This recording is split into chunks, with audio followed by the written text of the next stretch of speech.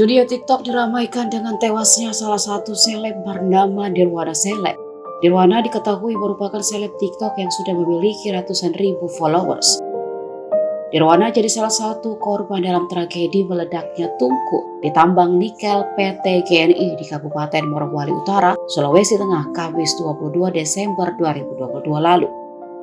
Nirwana saat kejadian sedang berada di dalam kabin kren untuk bekerja. Namun tiba-tiba saja tungku di smelter 2 meledak. Nirwana Seleb bersama seorang rekannya tak bisa menyelamatkan diri. Rekaman video detik-detik kebakaran lantas menjadi viral di sosial media TikTok.